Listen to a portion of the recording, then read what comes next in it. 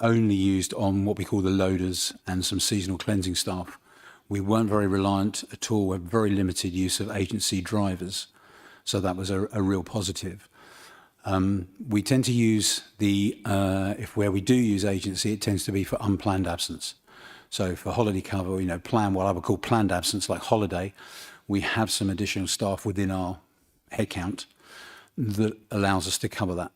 And the advantage over that is that it gives us regular guys slightly at not diminishing what the guys in the agency do for us, but it just gives us a different level. So we tend to find where we have less agency staff, there's less accidents, and it's a higher quality of service. But there is always a need for agency because you have unplanned absence and sickness. And that tends to be where it comes into play. In terms of the development role, it is something that really came out of the year we're talking to that's led into this year. In terms of that role, there are opportunities, so internal vacancies, whatever they are advised and notified internally, so people have an opportunity to apply for those. We have done some HGV training, as I've said. This year, I'll talk a little bit in terms of this year, but we have done a skills analysis, and that is starting to build up a program of where we've developed some other further training of skills and knowledge training, which is then leading into business continuity and other areas. I think the challenge generally is the attractiveness of the work for lots of people out there.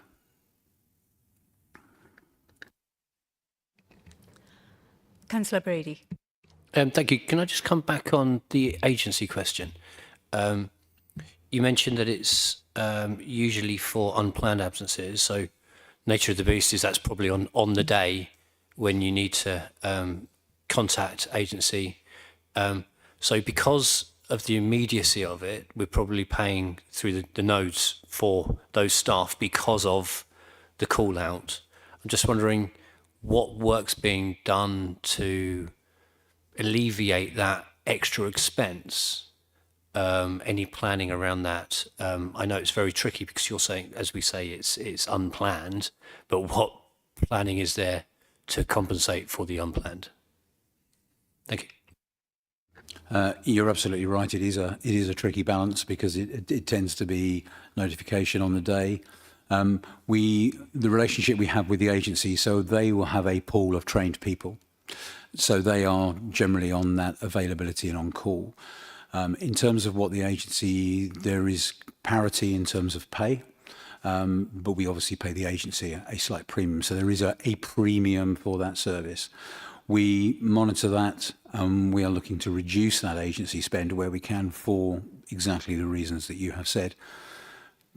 But it does tend to sort of, will be less some weeks, will be up other weeks, really depending on what's occurring. And the flexibility it gives us is if we suddenly have and we've had recently in the last couple of weeks, you suddenly get a virus hit or a little bit of flu or absence caused by that, it gives us the ability to respond on the basis that the expectation is everybody wants their containers and their bins emptied on that particular day and that particular week. So we have to have that flex.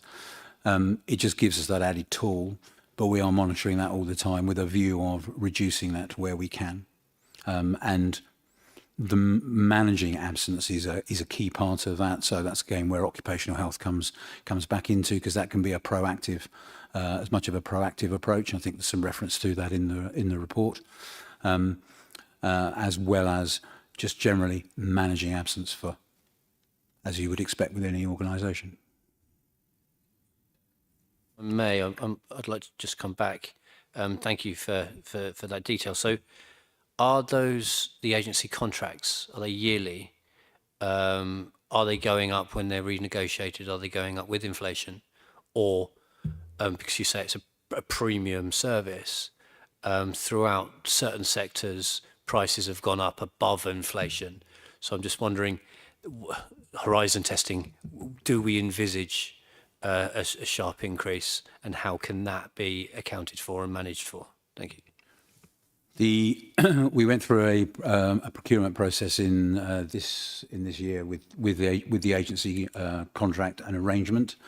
That gives us a certain level of flexibility and cost control. One of the more of a sort of a legislative, I believe, approach is the agency guy would be expected to be paid the same as our guy because he is doing that same level of work. So the costs are controlled and there's no disparity in that of that being escalated. It's the and then there is part of that that agreement in the contract is that the management fee, for want of a better description, for the agency is part of that agreement and that contract. So that's how that's managed and controlled.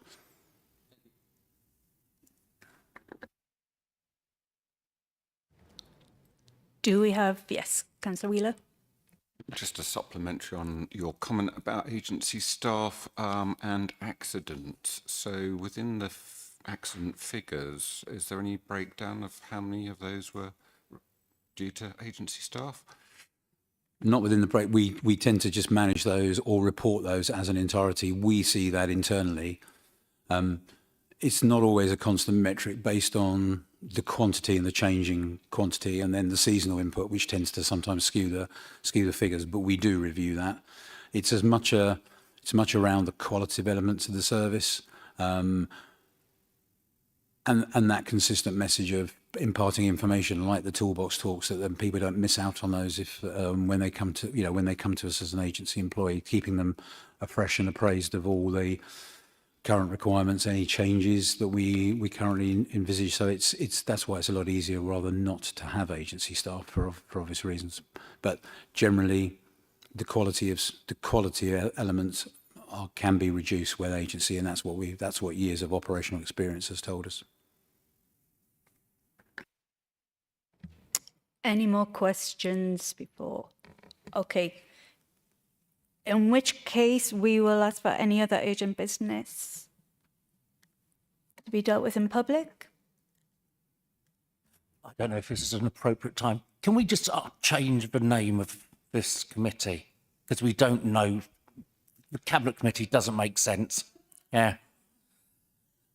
Yeah. Yes, thank you, Chair. Yes, officers are already discussing changing the name of it because clearly it's not a helpful name. So yes, we'll definitely be taking that on board. I would have seconded it. Yeah. Anybody else? In which case? Yes. Okay. We have to resolve that under Section 100A4 of the Local Government Act 1972, the press and public be excluded from the meeting during consideration of the following items of business on the grounds that there would be disclosure of exempt information as defined in Part 1 of Schedule 12A of the Act or the Freedom of Information Act, or both. Be a short pause while we...